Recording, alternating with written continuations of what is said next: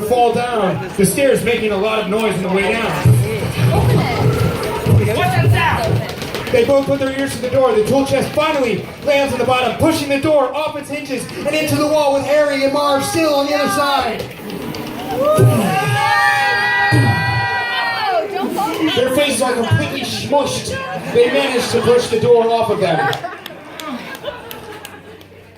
Oh, it's the sound of a tool chest.